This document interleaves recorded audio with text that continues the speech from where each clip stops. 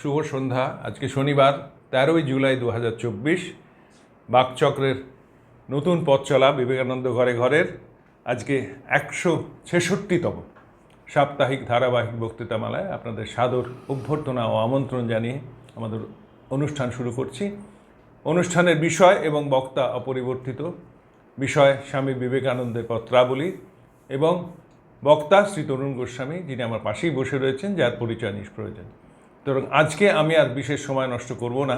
সুতরাং আসুন আমরা আমাদের পরিচিত প্রার্থনা সঙ্গীত, যেটা গেয়েছেন আমাদেরই বাকচক্রের সিনিয়র মোস্ট সদস্য বা পরিচালক মণ্ডলীর সদস্য শ্রী রমেশ ব্যানার্জি, তার সেই গানটি শুনে এবং পবিত্রকে এই বাকচক্রের এই অনুষ্ঠানের প্রচারের দায়িত্বে থাকার এবং প্রচার করার জন্যে তাকে ধন্যবাদ জানিয়ে আমাদের এই অনুষ্ঠান শুরু করছি। নমস্কার।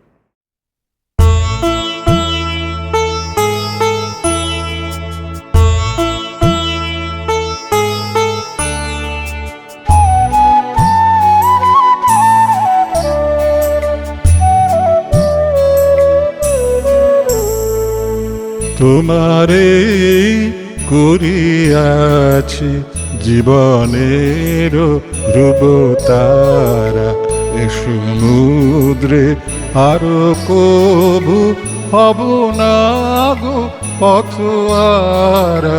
তোমারে করিয়াছি জীবনের ধ্রুবতারা।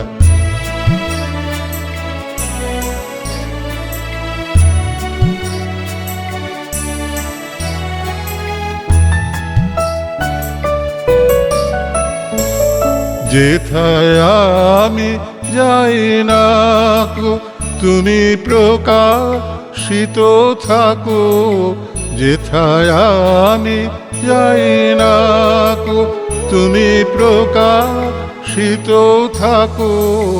অকুল নয়ন জলে ঢালো গো কিরণ ধারা। তোমারে করিয়াছি জীবনের ধ্রুবতারা।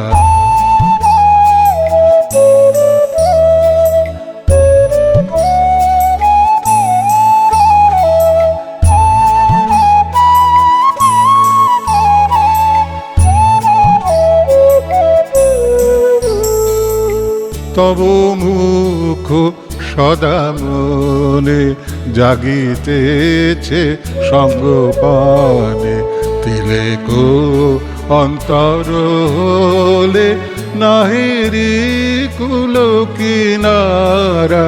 তব মুখ সদা মনে জাগিতেছে সঙ্গপানে, তিলেক অন্তর হলে নাহেরি কুল কিনারা।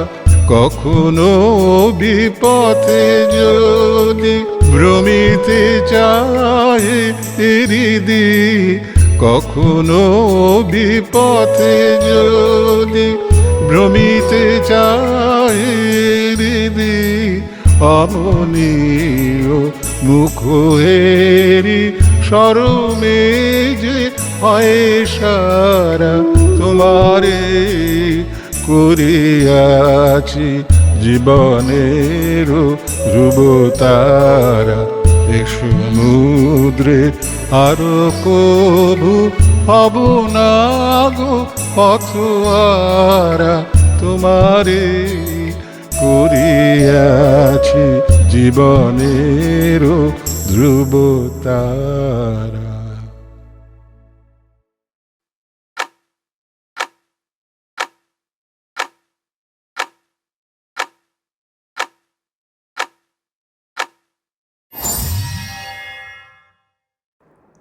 নমস্কার। আজকে যে চিঠিটি পড়ব, স্বামীজির পত্রাবলীতে যে কয়েকটি অত্যন্ত গুরুত্বপূর্ণ চিঠি আছে তার মধ্যে এই চিঠিটি রয়েছে। এটি স্বামীজি 1896 সালে আমেরিকা থেকে, লন্ডন থেকে লিখেছিলেন মার্গারেট এলিজাবেথ নোবেলকে, অর্থাৎ সিস্টার নিবেদিতাকে, এবং সেইখানে একটা অসাধারণ কথা বলেছিলেন। সেই কথাটি নিয়ে আমরা একটা সারাদিন সারাত আলোচনা করতে পারি। আমরা চাই জ্বালাময়ী বাণী এবং তার চেয়ে জ্বালাময়ী কর্ম। হে মহাপ্রাণ, ওঠো জাগো, জগৎ দুঃখে পুড়ে খাক হয়ে যাচ্ছে, তোমার কি নিদ্রা সাজে। আমরা এই কথাটা কিন্তু প্রায় ব্যবহার করি, বিভিন্ন মানুষ দেখবেন কোর্টে ব্যবহার করে, কিন্তু কাকে স্বামীজি বলেছিলেন সেটি আমরা জানি না অনেকেই। সেটি নিবেই থেকে চিঠিতে লিখেছিলেন। যেমন দেখবেন মার একটি কথা আমরা অনেকেই বলি, যখন যেমন তখন তেমন, যেখানে যেমন সেখানে তেমন, এবং যাকে যেমন তাকে তেমন। এই কথাটি যদি ঐতিহাসিক প্রেক্ষিতে আমরা দেখি তাহলে বুঝবো যে মা কোন স্তরের মানুষ ছিলেন। স্বামী প্রকাশানন্দ যে আমেরিকায় চলে যাচ্ছে, মাকে বলেছিলেন যে আমেরিকায় যে যাচ্ছি ওখানে তো আমার বেলুড় মঠও পাবো না, গঙ্গাও পাবো না, গুরু ভাইদের পাবো না, বাংলা ভাষা পাবো না। সেই ব্যাকগ্রাউন্ডে মা বলেছিলেন যখন যেমন তখন তেমন, যেখানে যেমন সেখানে তেমন, এবং যাকে যেমন তাকে তেমন। ঠিক এইখানেও তাই। নিবেদিতাকে স্বামীজি লিখছেন 1896 সালে, তার 1 বছর আগে পরিচয় হয়েছে নিবেদিতার সঙ্গে। জগৎ দুঃখে পুড়ে খাক হয়ে যাচ্ছে, তোমার কি নিদ্রা সাজে। এই চিঠির একটি অংশ আমি পড়ি।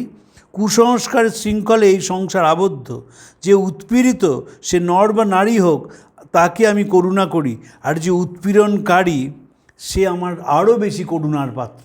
এই উৎপীড়নকারীর কথা স্বামীজি বলছেন, যারা সমাজে নানা রকমভাবে সমাজকে ব্যতিব্যস্ত করে তোলে মানুষকে। দেখবেন পৃথিবীতে বেশ কিছু মানুষ আছে যে অন্য মানুষকে ব্যতিব্যস্ত করে তোলে। তাদের কথা বারবার সাহিত্যে এসেছে, নাটকে এসেছে, নকশা এসেছে, গল্পে এসেছে, যে ব্যতিব্যস্ত করা মানুষ। উৎপীড়ন মানে যে সবসময় চাবুক নিয়ে আফ্রিকার সেই স্লেভ মাস্টারের মতো ঘুরে বেড়াচ্ছে, তারা উৎপীড়ন করছে। ধরুন ট্রেনে করে যাচ্ছে, গিয়ে নিজেই কখন খাবে পাগল হয়ে যাচ্ছে, বাড়িতে অন্য সবাই খেলো কি খেলো না সেদিকে কোনো নজর নেই। আমাদের প্রত্যেকেরই এরকম আত্মীয় স্বজন আছে, ফলে নতুন কিছু কথা নয়। কিন্তু স্বামীজি বলছে যে উৎপীড়ন করে, আমার তার প্রতি করুণা অনেক বেশি। এই একটি ধারণা আমার কাছে দিবালোকের মতো স্পষ্ট হয়ে গেছে। এটা ইংরেজি থেকে বাংলায় অনুবাদ করা চিঠি। যে সকল দুঃখের মূলে আছে অজ্ঞতা, তাছাড়া আর কিছু না। জগৎকে আলো দেবে কে? আত্মবিসর্জনই ছিল অতীতের কর্মরহস্য। হায়, যুগ যুগ ধরে তাই চলতে থাকবে। যারা জগতের সবচেয়ে সাহসী ও বরেণ্য, তাদের চিরদিন বহুজন হিতায় বহুজন সুখায় আত্মবিসর্জন করতে হবে। অনন্ত প্রেম ও অনন্ত করুণা বুকে নিয়ে শত শত বুদ্ধের আবির্ভাব প্রয়োজন। নিবেদিতা স্বামীজির কাছে বলেছিলেন, আমরা দেশে যাব পাদ্রী পাদ্রিনীর মতন। প্রায় যারা কম পড়াশোনা করেন আমাকে এসব জিজ্ঞেস করেন, আমি বই পড়ুন না। আজকাল নতুন ট্রেন্ড হয়েছে ফেসবুকের কল্যাণে, কোথায় আছে একটু বলুন। আমি বলবো কেন, বই খুঁজুন। আমি রেফারেন্সটা যদি বলে দিই তাহলে আপনি কি করলেন? কিছু করলেন না। ফলে এই যে ফেসবুক ইউনিভার্সিটি এবং হোয়াটসঅ্যাপ কলেজ, এ তো খুব জটিল জিনিস। তা স্বামী তাকে বলেছিলেন, some are born eunuch and some have made themselves eunuch for the kingdom of heaven. পৃথিবীতে কিছু মানুষ নপুংসক হয়ে জন্মান, আর কিছু মানুষ পৃথিবীকে নপুংসক করে আর কি নিজেদের নপুংসক করে তোলেন জগৎটাকে উন্নতির জন্য। অসাধারণ কথা, বাইবেলে সেন্ট লুকে আছে, some are born eunuch and some have made themselves eunuch for the kingdom of heaven. আমি এত ছোটোবেলায় বাইবেল পড়েছিলাম ফাদার ড্যাথিয়ানের কাছে, সেন্ট জেমস ভার্সন জিসাস কলেজে। আমার এই কথাগুলো কানে বাজে।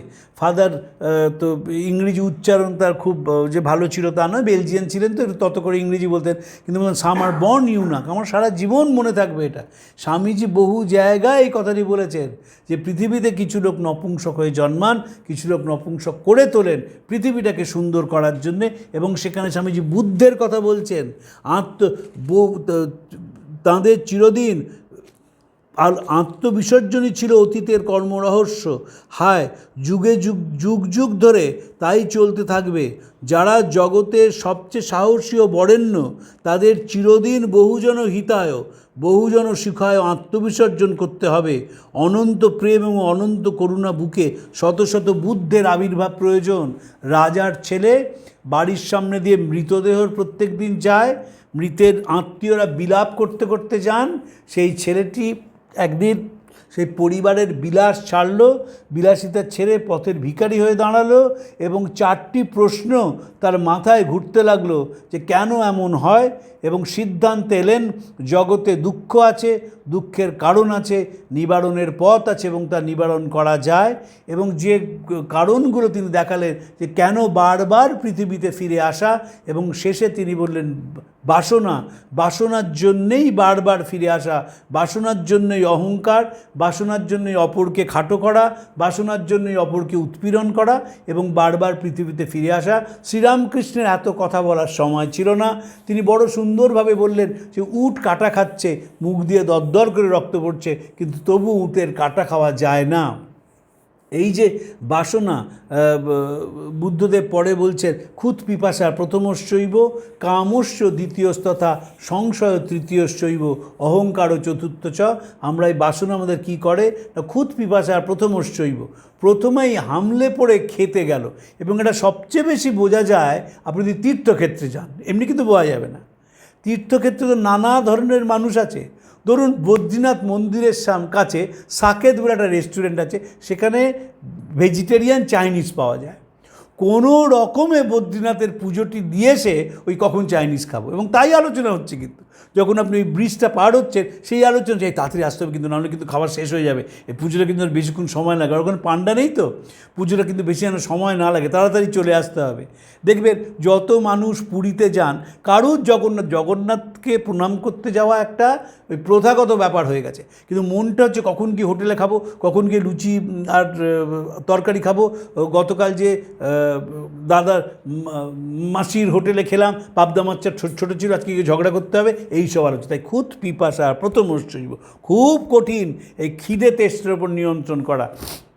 যে কোনো জায়গায় আপনি দেখবেন যে এই যে মেলায় যদি যান, এই আমরা একবার গিয়েছিলাম কামারপুকুরের পাশে বিরাট মেলা হয় সাধারণ কেন্দ্র করে, সেখানে দেখবেন বড় বড় লুচি বিক্রি হচ্ছে, সেখানে দেখবেন ফুচকা বিক্রি হচ্ছে। তাই কেউ কিন্তু ওই ঠাকুরের বইতে ইন্টারেস্টেড না, ইন্টারেস্ট খাওয়া। তাই বুদ্ধ বলছেন ক্ষুৎ পিপাসা প্রথমস্যৈব, কামস্য দ্বিতীয়স্তথা, ডিজায়ার বড় সাংঘাতিক জিনিস, বাসনা ভীষণ সাংঘাতিক, একেবারে সেই অশ্বত্থ গাছের ফেকরির মতন বাসনা বেরিয়ে যায়।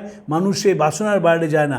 আমরা তো মনে করি যে বয়স হলে বাসনা চলে যায়, আসলে সাইকোলজি বড় কঠিন সাবজেক্ট। আর আরও কঠিন হচ্ছে ইন্ডিয়ান সাইকোলজি, যোগ দর্শন, যে আপনার বয়স হয়ে গেছে, আপনি বয়সে গিয়ে চুপ করে একটা বারান্দায় বসে ভাবছেন যে আমার যদি বয়সটা কম হতো আমি লাল নীল জামা পরে ঘুরে বেড়াতাম এবং বিরিয়ানি খেতাম, ওটা বাসনা।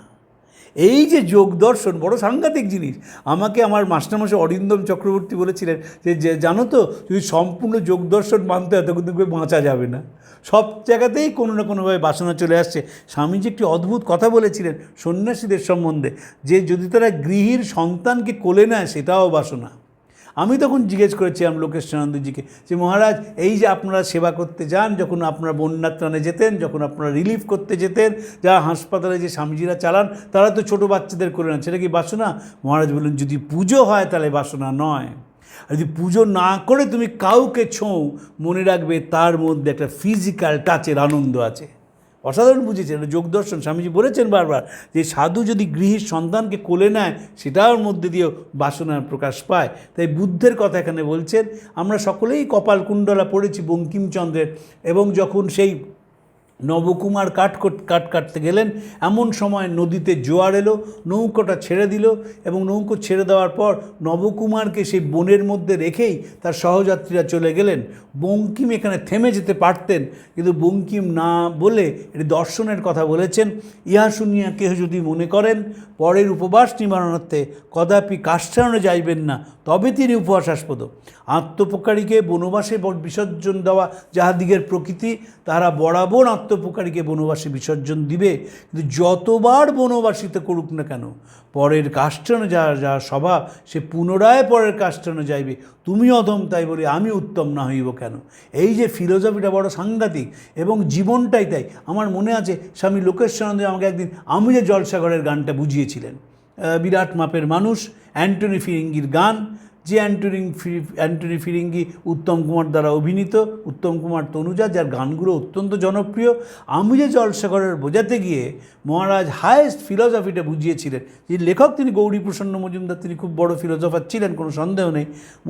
বলছেন দেখো কি বলা হচ্ছে, আমি যে আতরগো আতর দানে ভরা, আমারই কাজ হলো যে গন্ধে খুশি করা, কেতারে রাখে মনে ফুরালে হায় গন্ধ যে তার, আমি যে জলসাগরের বেলোয়ারি ঝাড়, নিশি ফুরালে কেহ চায় না আমায় জানি গো আর। এই ফিলসফিটা যে জীবনের ফিলসফি, যে স্বামীজির বলবেন সাহায্য দাও, সেবা দাও, তোমার যা দেবার আছে তুমি দিয়ে দাও, সাবধান বিনিময় কিছু চেও না। একটা ধূপ যে পড়ে সে কিন্তু সবসময় নিজেকে উজাড় করে দেয়, তেমনি জীবনের ক্ষেত্রেও তাই দেখবেন স্বামীজি বৌদ্ধ দর্শন থেকে এই বহুজন হিতায় বহুজন সুখায় কথাটি নিয়েছিলেন। কেন নিয়েছিলেন? যে জীবনটাই হচ্ছে বহুজন হিতায় বহুজন সুখায়। রামকৃষ্ণ মিশন প্রতিষ্ঠা করার দিন স্বামীজি তার বক্তৃতায় বলেছিলেন, যার দেহত্যাগের আমরা যার নামে সংসার ছেড়েছি, আপনারা যাকে অবলম্বন করে সংসারে আছেন, যার মৃত্যুর 10 বছরের মধ্যে তার পূর্ণ নাম জগতে ছড়িয়ে পড়েছে, এই মিশন তার নামে রাখা হবে। এই যে শ্রীরামকৃষ্ণের কথা রোমারোলা বলছেন ঠাকুর সম্বন্ধে, কি বলছেন? যে দুজন মানুষ আমার শ্রদ্ধা আদায় করে নিয়েছেন, because with uncommon charm and power they realize the total unity of this river and God. তারা কে? রামকৃষ্ণ আর বিবেকানন্দ। এই যে বিরাট নদী, মানবতার নদী, বিশ্ব চরাচরের নদী, সেই নদীতে তারা অবগাহন করেছিলেন। এবং যখনই কোনো মানুষ সেখানে অবগাহন করে, তার স্বার্থটা চলে যায়, সে স্বার্থটা চলে গিয়ে সে নতুন মানুষে পরিণত হয়, যার জীবনের উদ্দেশ্য হচ্ছে সব মঙ্গলের মূলমন্ত্র তুমি নয় আমি। রামকৃষ্ণ মিশনের সন্ন্যাসীদের ব্যাখ্যা করতে গিয়ে সরলা দেবী চৌধুরানী তার জীবনের ঝরাপাতা গ্রন্থে লিখছেন, এদের তিনি দেখেছিলেন স্বামী স্বরূপানন্দজিকে মায়াবতীতে কাছ থেকে। স্বামীজির শিষ্য অজয় হরি ভট্টাচার্য, সেদিন একজনকে বলেছিলাম, তিনি বলছেন ডন সোসাইটি তৈরি করেছিলেন সতীশচন্দ্র মুখোপাধ্যায়। আর আরেকটা লোকের নাম বলো যিনি মূল মানুষ ছিলেন, তার অজয় হরি ভট্টাচার্য। তিনি এবং সতীশচন্দ্র মুখোপাধ্যায় ডন সোসাইটি এবং ডন পত্রিকাটি বের করেন, এবং ডন পত্রিকা সাংঘাতিকভাবে অনুপ্রাণিত করেছিল বিপ্লবীদের। আজকে সেটি আলোচনার বিষয় নয়, তাই করছি না। তো স্বামী স্বরূপানন্দজিকে দেখেছিলেন যে সকালবেলায় তিনি চাল এবং কিশমিশ, বাদাম এগুলো রোদে শুকাতে দিচ্ছেন, দুপুরবেলায় সেগুলো তুলছেন, খাওয়ার সময় তদারকি করছেন, এবং সন্ধেবেলায় সে একই মানুষ বসে গীতা পাঠ করছেন। সরলা দেবী লিখছেন, এদের সংসারী তুল্য কাজের মধ্যে সংসারী স্বার্থপরবশতা নেই, কেবল কর্তব্যের তাগিদ রয়েছে। এই যে কর্তব্য মানুষের প্রতি নিজেকে উজাড় করে দেওয়া, ইমানুয়েল কান্ট তার বিখ্যাত গ্রন্থ groundwork of the metaphysic of morals, সেখানে বলছে না, human action is morally good not because it is done from immediate inclination, still less because it is done from self-interest, but because it is done for the sake of duty. তার মধ্যে কোনো তাৎক্ষণিক আবেগ নেই, not immediate inclination, still less there is self interest, স্বার্থপরতা নেই। কী রয়েছে? কর্তব্যের তাগিদ রয়েছে। কর্তব্যের তাগিদ মানেই নিজেকে উজাড় করে পুঙ্খানুপুঙ্খভাবে সেই কাজটি করার চেষ্টা করা। স্বামীজি সিস্টারকে সেই কথা বলছেন। তখনও মনে রাখতে হবে যে সিস্টার ভারতবর্ষে আসেননি, এগুলো তার প্রিপারেটরি নোটস, তাতেই সিস্টারকে বলা হচ্ছে, আমরা চাই জ্বালাময়ী বাণী, তার চেয়ে জ্বালন্ত কর্ম। হে মহাপ্রাণ, ওঠো জাগো, জগৎ দুঃখে পুড়ে খাক হয়ে যাচ্ছে, তোমার কি নিদ্রা সাজে? এসো আমরা ডাকতে থাকি, যতক্ষণ না নিদ্রিত দেবতা জাগ্রত হন, যতক্ষণ না অন্তরের দেবতা বাইরের আহ্বানে সাড়া দেন। জীবন এর চেয়ে আর বড় কী আছে? এর চেয়ে মহত্তর কোন কাজ আছে? আমরা এগিয়ে চলার সঙ্গে সঙ্গেই আনুষঙ্গিক খুঁটিনাটি সব এসে পড়বে। আমি আটঘাট বেঁধে কোনো কাজ করি না, কার্যপ্রণালী আপনিই গড়ে ওঠে ও নিজের কার্য সাধন করে। আমি শুধু বলি, ওঠো জাগো। এই যে জাগানোর কথা বলেছেন, দেখুন স্বামীজি যদি পড়েন না, দেখবেন স্বামীজির জীবনের যে মূল মন্ত্র, যে মানুষকে সেবা করে কৃতার্থ হওয়া, বারবার ফিরে এসছে।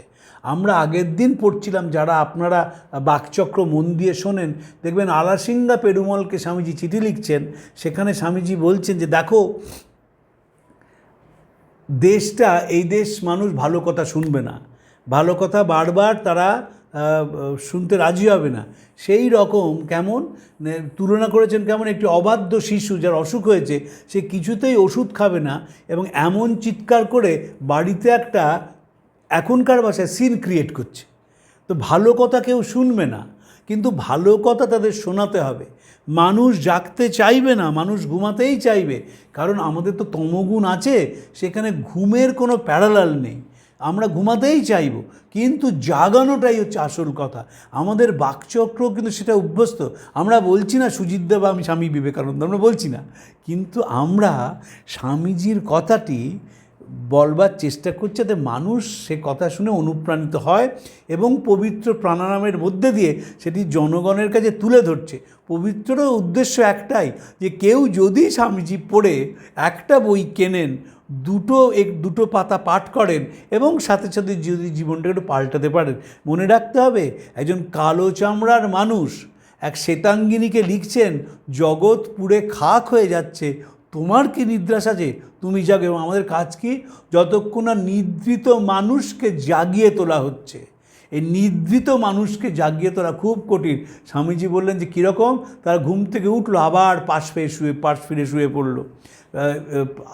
আরবিয়ানরা একটা খুব সুন্দর প্রভাব তাদের আছে, he who knows not and knows not that he knows not is a fool shun him. যে জানে না সে জানে না, তাকে ত্যাগ করো। He who knows not and knows that he knows not is a child teach him. যে জানে যে আমি জানি না, তাকে শিক্ষা দাও। He who knows but knows not that he knows is asleep wake him. যে জানে কিন্তু নিজে জানে না আমি জানি, তাকে নিদ্রা থেকে জাগিয়ে তোলো। He who knows and knows that he knows is wise follow him. যে জানে সে জানে, তাকে অনুসরণ করো। এই যে ঘুমাচ্ছে মানুষ, আমি যে শিষ্যকে বলছেন যে যদি বেদান্তে বিশ্বাস করিস, যা না মানুষের কাছে গিয়ে বল, তোমার মধ্যেই অনন্ত শক্তি, সে জেগে উঠবে। এই জাগিয়ে তোলার কথা স্বামীজি বারবার বলছেন।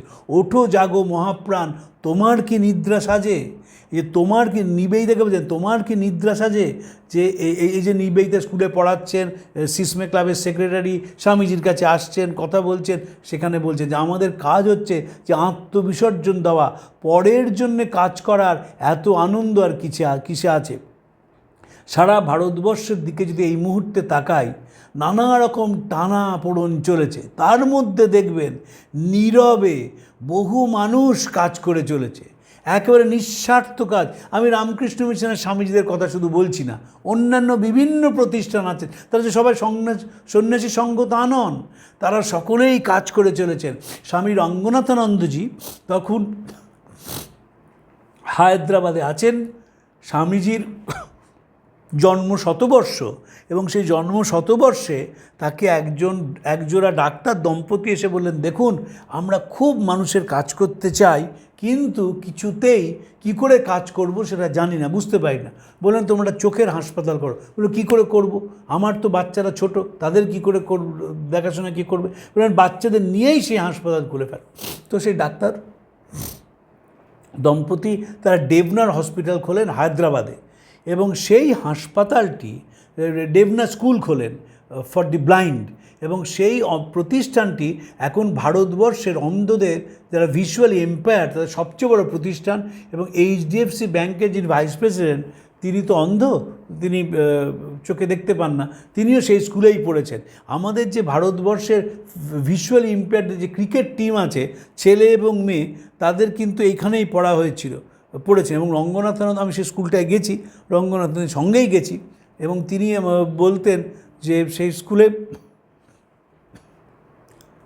ওই অঞ্চলে মহারাজকে সবাই ভগবানের মতো দেখতো বা এখনও দেখে।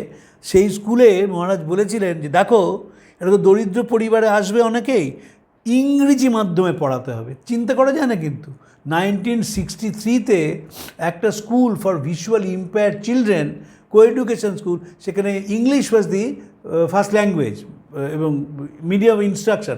তারা অদ্ভুতভাবে স্কুলটাকে দান করিয়ে গেল। এই যে আত্মনিবেদনের মধ্যে দিয়ে স্কুল। স্বামী লোকেশ্বরানন্দজি নরেন্দ্রপুর খুলবেন, তো তিনি রামকৃষ্ণ মিশন বলেছে, মঠ বলেছে জায়গা দেখো, তো বেলুর মঠের পাশে একটি জায়গা পাওয়া গেল, খুব ভালো জায়গাটি। মহারাজ সেখানে সারা রাত বসে রইলেন এবং কি শুনলেন সকালবেলায় 4টের সময় মালগাড়ি যায়, মহারাজ বললেন যে না, এখানে স্কুল করা যাবে না, তার কারণ মালগাড়ির শব্দে যদি ছাত্ররা ঘুম থেকে ওঠে তাহলে 4:30-র সময় এমনিই তারা প্রার্থনা করতে যাবে, তাদের যদি ঘুম কম হয় পরের দিন তারা ক্লাস করতে পারবে না। এই গ্রাউন্ডে একটা জায়গা নাকচ হয়ে গেল, এ কেউ করবে?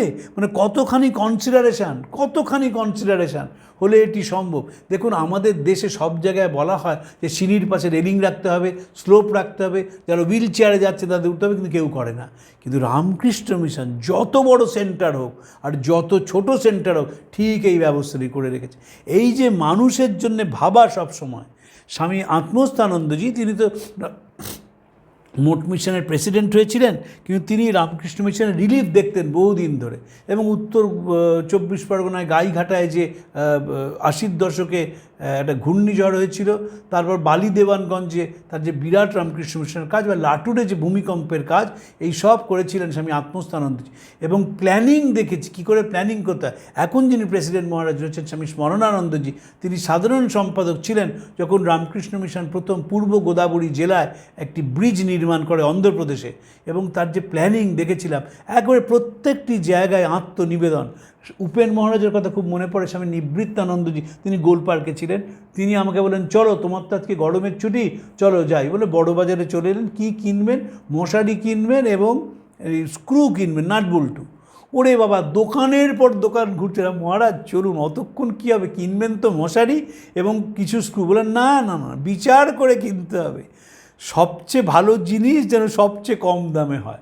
বলে ওরা যে 20 টাকা বলছে, 20 টাকাতেই কিন্তু হবে না, ওটা দেখবে 15 টাকায় হবে, কারণ ঠাকুরের কাজ এটা। এই যে কাজটাকে পুজোয় রূপান্তরিত করে মহারাজ সেভাবে নিয়ে নেন। মহারাজ দিনান্তের পর, এবং আসতেই লোকের সঙ্গে একগাল হেসে বলেন, উপেন নিশ্চয়ই তোমাকে একটু জলও খেতে দেয়। যেন জল? একেবারে তটস্থ হয়ে পেছনে দাঁড়িয়েছিলাম, এবং প্রত্যেকটি দোকানদারের সঙ্গে কী আলোচনা হচ্ছে 2 মিনিট পর বলো কী বললো, সে রিপিট করতে হচ্ছে আমাকে। দোকানদার এই বললো, দোকানদার 20 টাকার বললো, মহারাজ আপনি 18 টাকা বললেন। দোকানদার 18 টাকা বললো, মহারাজ আপনি 16 টাকা বললেন। না হলেই তিনি বিরক্ত হতেন। অদ্ভুত মানুষ ছিলেন, বিরাট মাপের সন্ন্যাসী, খুব স্নেহ করতেন আমাকে স্বামী নিবৃত্তানন্দজি। পরে মঠে যেতেন এবং আমরা সবাই মিলে, তখন সকলেরই আমাদের কম বয়স, আমরা মহারাজকে মাঝে মাঝেই ধরতাম যে মহারাজ ফিস্ট করা হবে গোলপার্ক।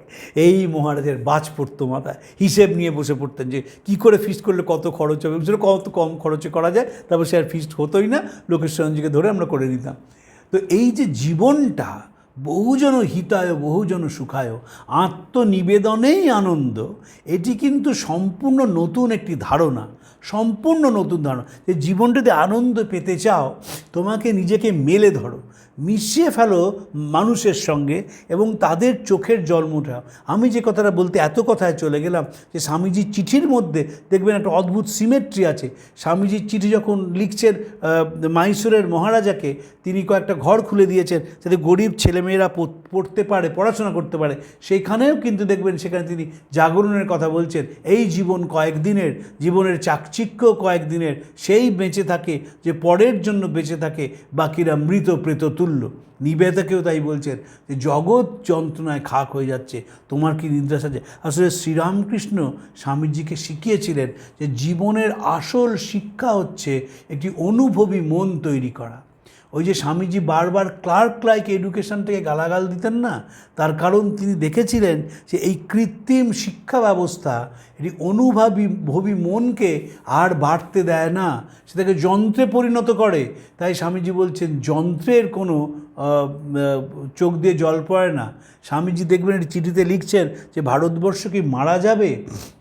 যদি মারা যায় তবে আধ্যাত্মিকতার মৃত্যু হবে, সেখানে রাজত্ব করবে কাম এবং বাসনা, অর্থ হবে তার পুরোহিত, তার পুজোর উপকরণ হবে পশুবল, প্রতারণা, নিষ্ঠুর প্রতিযোগিতা, আর বলির বস্তু হবে মানবাত্মা।